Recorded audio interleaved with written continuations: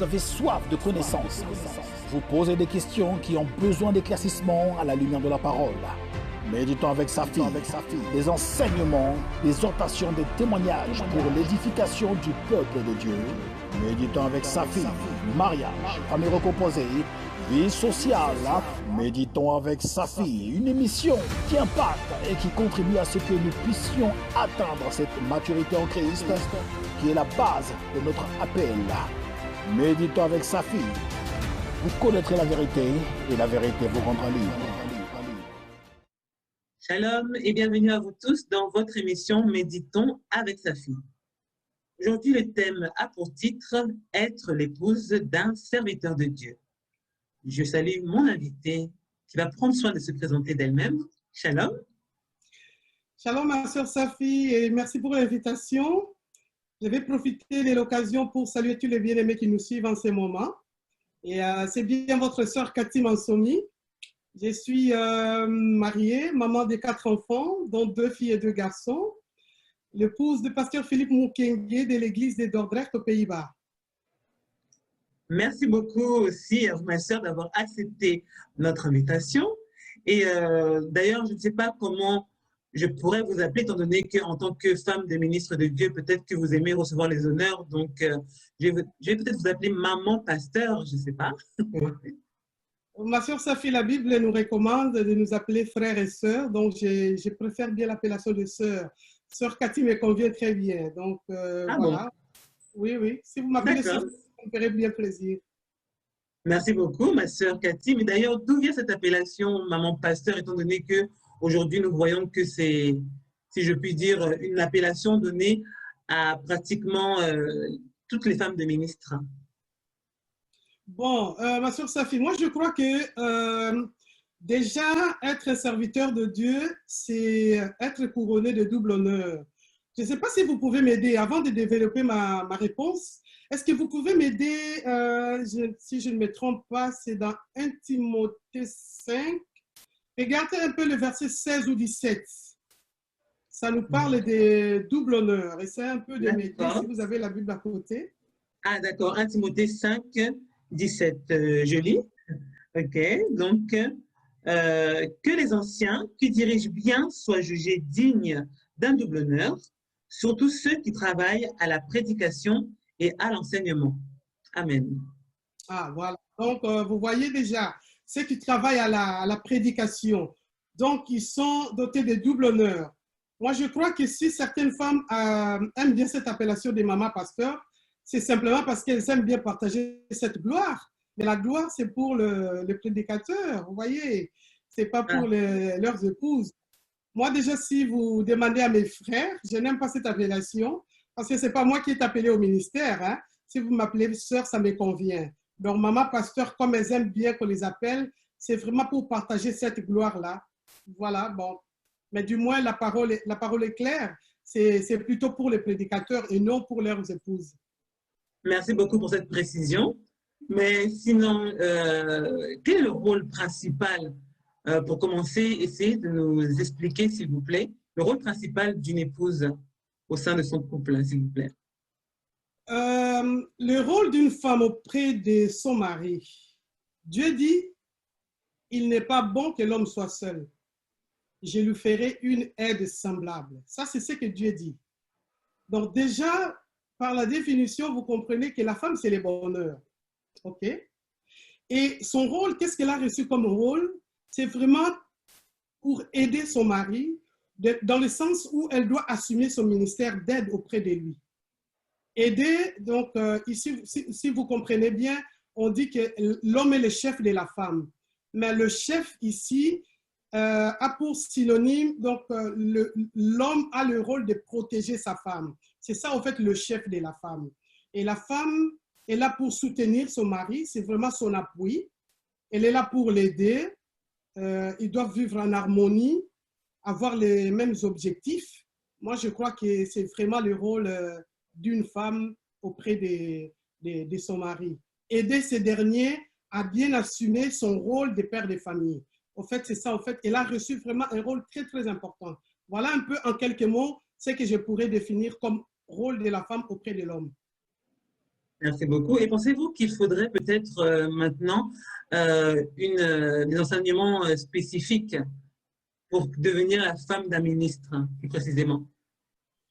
Bon, des enseignements spécifiques pour être une femme d'un pasteur, d'un homme de Dieu, moi je ne crois pas, ma sœur.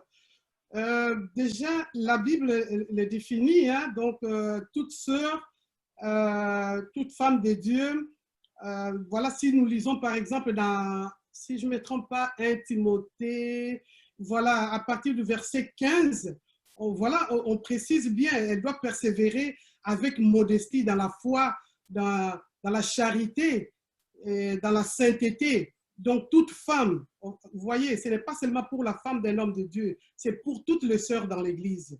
Donc, si je comprends bien, qu'une femme soit appelée à être épouse de ministre ou non, elle est censée avoir, donc nous sommes toutes censées avoir le même enseignement, c'est ça?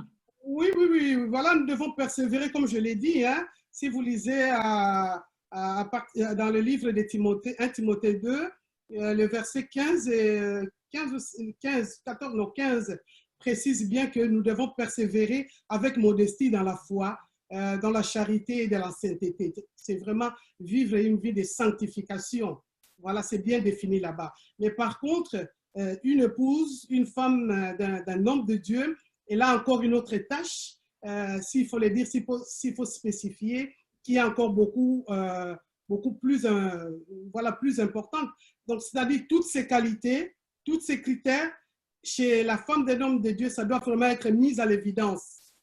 Mais justement, est-ce qu'il y a, par exemple, plus de difficultés d'être la femme d'un protocole que la femme d'un ministre? Je peux dire que oui, hein, il y a quand même trop d'exigences. Hein, on exige quand même beaucoup. Bon, déjà, il faut, pour être clair, à toute sœur, toute femme de Dieu, la parole est claire. Nous savons comment nous devons nous comporter. Nous connaissons le rôle de la femme. OK?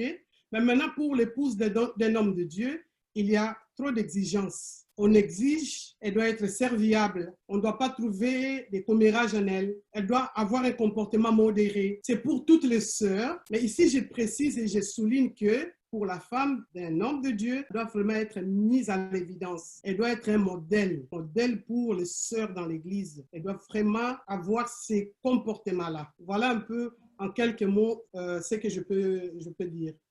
Merci beaucoup. Et justement, devons-nous attribuer plus de respect aux femmes de ministres en leur confiant un rôle principal au sein de l'Église, par exemple présidente des mamans ou autre? Pour quelle raison, ma sœur? Si elle n'a pas une tâche à l'Église, donc elle n'est pas respectée. Moi, je crois que là, ce sont vraiment des raisonnements des hommes. Oui, parce que nous voyons souvent, si l'époux est ministre, nous voyons souvent la femme à côté avec un rôle principal au sein de l'Église. Vous voyez, donc comme si la femme du ministre avait la priorité. Ça n'a pas de traces bibliques, ma sœur. Ça n'a pas de traces bibliques. J'aimerais quand même poser une question. Est-ce que vous connaissez, Jésus avait 12 apôtres. Est-ce que vous connaissez les noms de la femme d'un des apôtres de Jésus? Pas du tout. Moi, je ne connais pas. Donc déjà là, vous comprenez que si la sœur a un don, comme moi, par exemple, j'ai le don de chanter. Je me limite à ça, mais je ne dois pas m'ingérer. Je ne dois pas m'ingérer à la tâche de mon mari. Je ne dois pas m'ingérer à cela. Et je ne suis pas la maman spéciale, la sœur spéciale de l'Église pour, par exemple, encadrer les mamans dans l'Église. Non, je n'ai pas reçu cette mission, ma sœur. Mais est-ce que de temps en temps, je ne sais pas, je ne vais pas parler de vous spécifiquement, mais par exemple, lors des agapés ou autres, est-ce que vous avez le droit de mettre la main à la pâte, de vous occuper d'être aussi au service des autres, par exemple? Bien sûr, comme toutes les autres sœurs dans l'Église. Mais voilà, être la femme d'un homme de Dieu ne fait pas de moi une sœur spéciale où c'est moi qui dois tout coordonner, je dois diriger les mamans, les réunions. Non, ma sœur, ça n'a pas de traces bibliques. Et la Bible recommande aux femmes âgées, par exemple, de prendre soin de jeunes mariés, de les encadrer, voilà, montrer à ces sœurs comment prendre soin de leur mari, de leur maison. On l'a dit aux femmes âgées de l'Église, pas simplement à la femme du pasteur. Et si nous sommes à 2, à 3, c'est-à-dire il y a 3 pasteurs, 4 pasteurs dans l'église, voilà, qui d'entre nous doit maintenant coordonner toutes ces réunions des mamans? Vous voyez, ça n'a pas de traces bibliques. Effectivement, Femme, mais aussi, bon, souvent nous voyons aussi les femmes de ministres placées en avant, vous voyez, avec peut-être une chaise genre Louis XVI à côté de son mari, bien en avant et pas assise avec, ouais, pour faire la différence entre vous et les autres sœurs. bon, comme je l'ai dit tout à l'heure, ma sœur, moi, ce n'est pas la femme qui a reçu le ministère de la parole, c'est le pasteur. La femme du pasteur est là pour aider ces derniers à bien assumer son rôle, la tâche qu'il a reçue du Seigneur, c'est-à-dire de paître ses brebis. Alors, si elle veut vraiment aider son mari, elle doit s'effacer, s'écarter de tout ce qui est ministère de la parole. Elle n'a aucun rôle à jouer là-dessus. Ce n'est pas lorsque les serviteurs de Dieu sont en réunion, elle vient là, elle participe à la réunion, et tant que qui? Parce que le pasteur est là, il y a d'autres pasteurs, il a ses collaborateurs, et la femme d'un pasteur, d'un homme de Dieu, n'a aucune place spéciale dans l'Église. Elle n'est pas le numéro 2 de l'Église, ma sœur. Qu'on se le dise, ça n'a pas de traces bibliques. Hein? Voilà pourquoi on doit mettre une chaise spéciale pour elle. Et si elles sont à 2, à 3, donc on doit mettre 3, 4 chaises pour les femmes des autres aussi, vous voyez. Mais vous voyez, la Bible le dit déjà, hein, ça c'est lorsqu'une pensée, c'est une bonne pensée selon le monde, vous voyez, c'est une bonne pensée, mais lorsqu'on ramène cela dans la parole de Dieu, ça n'a pas de traces. Alors, comme ça n'a pas de traces, c'est que c'est une pensée, voilà, charnelle. Et lorsqu'une pensée, elle est charnelle, voilà, excusez-moi, la Bible dit, elle est diabolique. Ce n'est que ça. C'est tout ce que je peux dire. Merci. Et trouvez-vous convenable, par exemple, qu'un homme, donc qu'un ministre de Dieu puisse rapporter les problèmes des fidèles à son épouse? Là encore, c'est très grave, hein? Rapporter les problèmes des fidèles auprès de son épouse. Ça n'a pas aussi des traces bibliques, ma sœur. Alors, allons-y un peu. Je prends un peu un exemple comme ça. Un docteur, un gynécologue, voilà, vous savez vous-même que les médecins sont soumis au secret professionnel. Un gynécologue qui reçoit des femmes dans son cabinet, est-il obligé de rapporter tout ce qui se passe dans son cabinet auprès de sa femme? Et les secrets professionnels, ma sœur? Ça, c'est peut-être que le pasteur aura besoin de conseils de sa femme face à une situation. Ma sœur, il me rapporte maintenant les problèmes des fidèles. OK? Moi, j'ai une amie, une meilleure amie. Je rapporte ces problèmes à ma meilleure amie. Ma meilleure amie a une meilleure amie. Et ainsi de suite. Ça va faire une toile d'araignée et ça peut arriver juste aux oreilles des concernés. Vous voyez ce que ça peut faire. Donc, le pasteur, l'homme de Dieu, c'est le pasteur de son épouse. Il doit enseigner son épouse. Il doit comprendre que tout ce qui est la parole, le problème du ministère, ça ne concerne pas la femme. Il ne doit pas rapporter les problèmes des fidèles auprès de son épouse. Non, ma soeur. Ah, donc vous dites que le pasteur a aussi, bon, un ministre de Dieu a aussi pour rôle d'enseigner son épouse. Bon, il faut que celle-ci aussi soit enseignable parce que toutes les femmes de ministres ne sont pas toutes aussi vertueuses, si je puis dire. Bon, déjà, comment un pasteur peut se marier à une femme par erreur, peut-être. Voilà, si je peux dire un convaincu. Mais c'est les problèmes de discernement. Lorsqu'il a fait les premiers pas, lorsqu'il est allé choisir son épouse, il devait avoir les discernements. Il fallait chercher une femme qui devait, au fait, l'accompagner dans son ministère. Parce que ce n'est pas non plus une tâche facile. Vous voyez, ce n'est pas une tâche facile. Les yeux de tous les fidèles sont braqués sur vous. Alors, vous devez refléter la parole, refléter l'enseignement de votre mari. Et la Bible le dit, les anciens, vous l'avez lu, vous comprenez. Donc, comment ils doivent être? Ils doivent bien conduire leur maison. Les enfants, la maison, on voit la femme, on voit les enfants. Il est le pasteur de sa femme, il doit enseigner sa femme, Enseigner sa femme, c'est lui dire que, voilà, tout ce qui est du ministère, tu n'es pas concerné, tu n'as pas de conseils à donner. Et là, les choses vont très... Donc, aider son mari à bien assurer son rôle reçu de la part du Seigneur, c'est s'effacer, ne pas s'immiscer dans tout ce qui est ministère de la parole. C'est très important et je ne cesserai de le souligner. La femme d'un homme de Dieu n'a rien à voir dans ces domaines-là.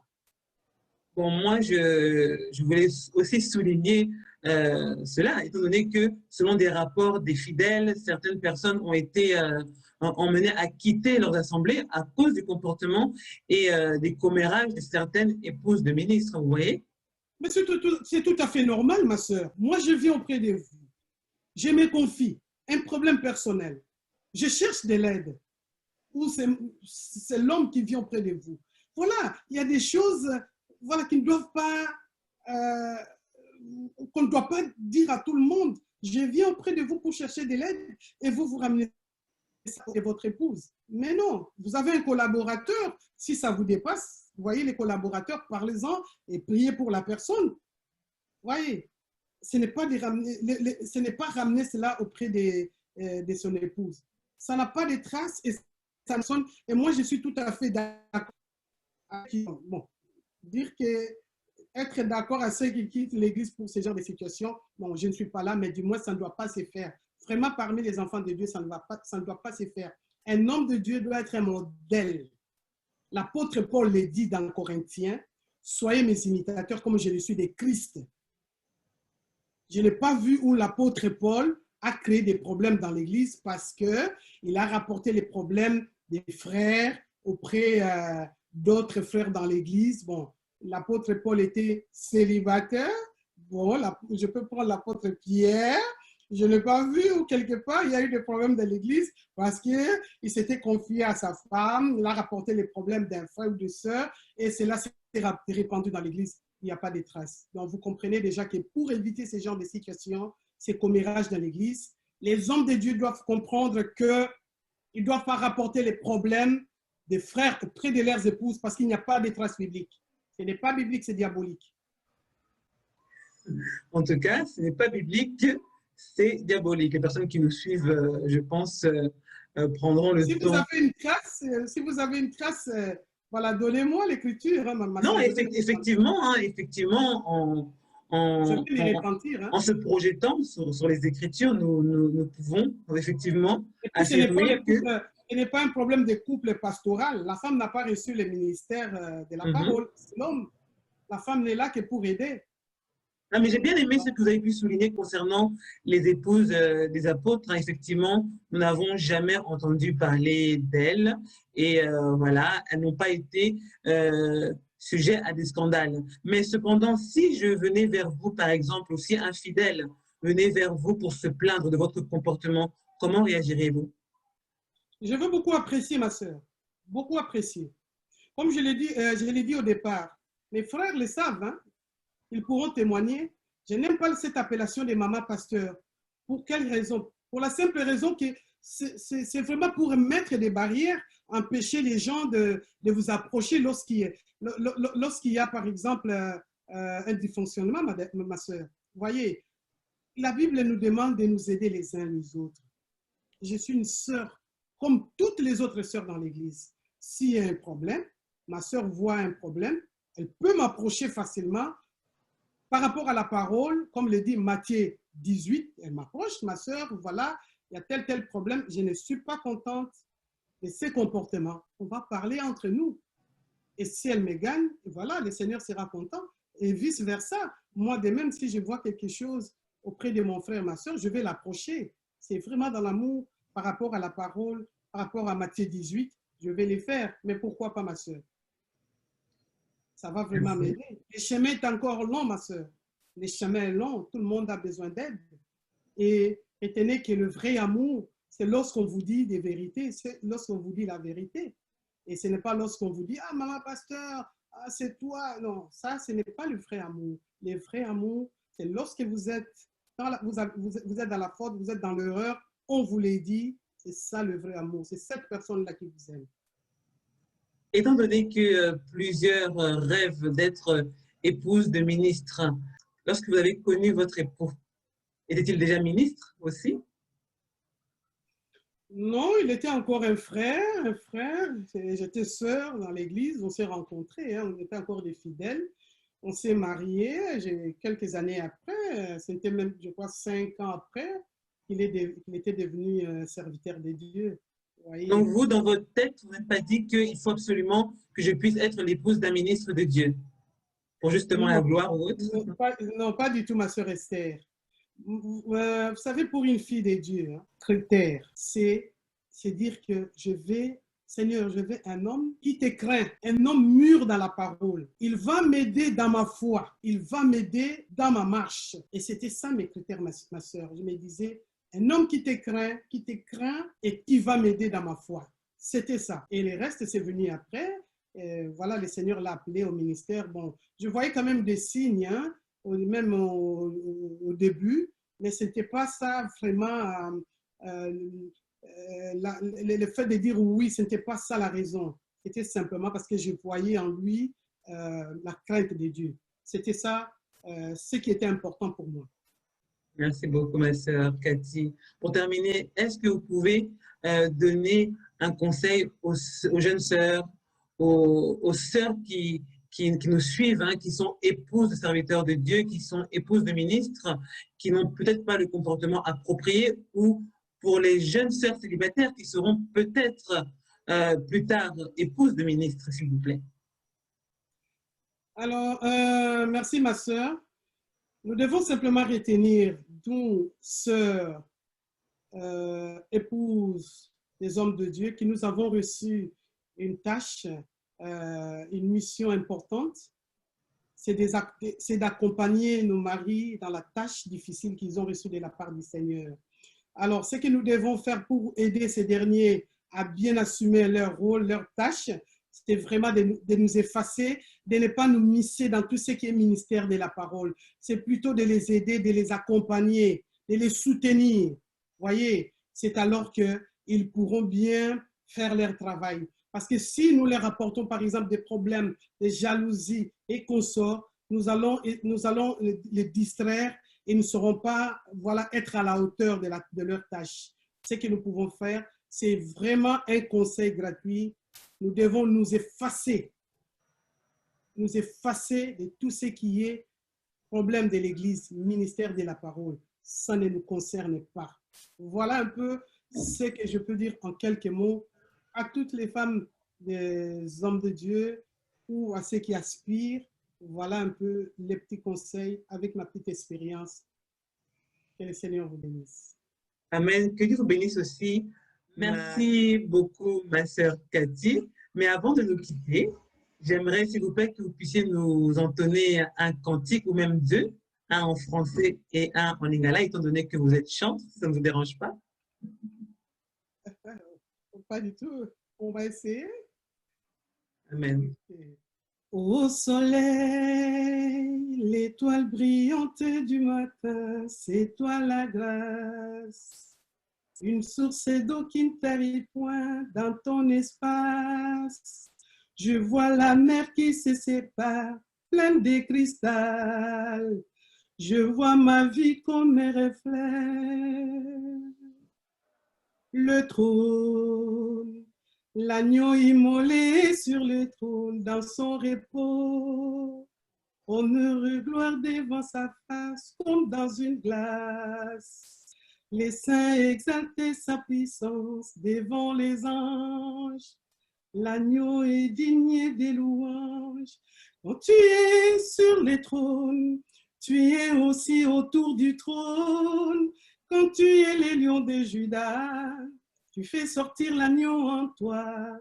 Tu es bien le seul homme qui est digne d'ouvrir les livres des vies, véritable Samson qui déchire les secrets et mystères de la vie. Chaque nuit qui passe, je tiens ta lampe sous mes pas. Chaque jour qui passe, tu renouvelles à moi ta grâce. Je suis comme une vierge pure qui attend le retour de son humble mari. Je m'inspirais de ta nature pour rester la plus belle à tes yeux, mon ravi. Talatina, Yahweh ukabolaki mai na kati po ete ngai nazinda. Nakokatisa solo ebale na ngambo kuna nde bomoi. Kuna nde nga namoni lisekwa ilongo na yo masiya.